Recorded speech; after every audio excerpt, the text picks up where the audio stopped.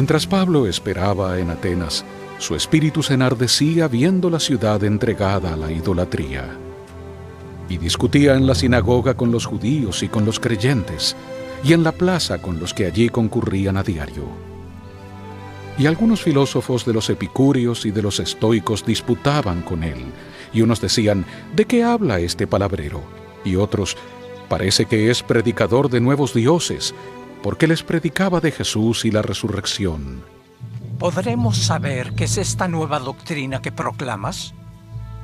Porque traes a nuestros oídos cosas extrañas.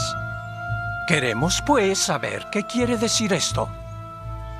Porque todos los atenienses y los extranjeros que allí vivían, de ninguna otra cosa se ocupaban sino de decir u oír algo nuevo.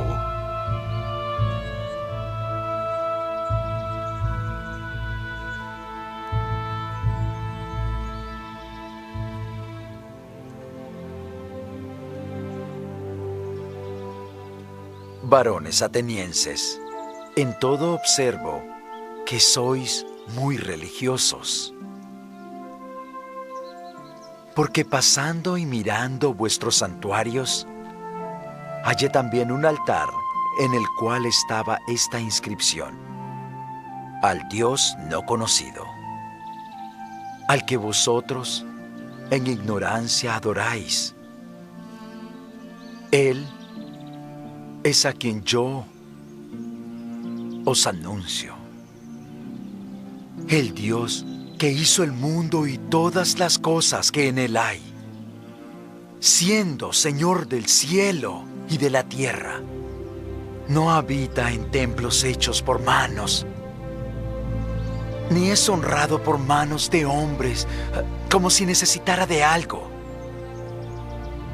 Pues Él es quien da vida y aliento y todas las cosas, y de una sangre ha hecho todo el linaje de los hombres, para que habitasen sobre la faz de la tierra. Y les ha prefijado el orden de los tiempos y de los límites de la habitación de ellos, para que buscasen a Dios, si acaso, como si palparan, le hallasen. Aunque no está lejos de cada uno de nosotros. Porque en Él vivimos y nos movemos y somos. Como algunos de vuestros propios poetas dijeron, porque nosotros, linaje suyo somos. Siendo pues linaje del mismo Dios, no debemos pensar que la divinidad sea semejante a oro, o a plata, o a piedra, escultura de arte y de imaginación de hombres.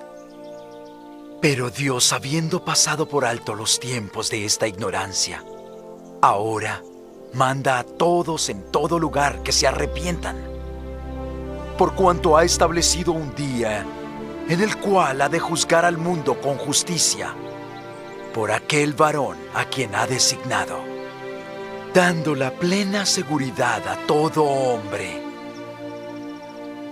al haberle levantado de entre los muertos. Ya te oiremos hablar de esto otra vez. Y así Pablo salió de en medio de ellos. Algunos creyeron y se unieron a él, entre quienes estaban Dionisio, el de Areópago, y una mujer llamada Dámaris, y otros con ellos.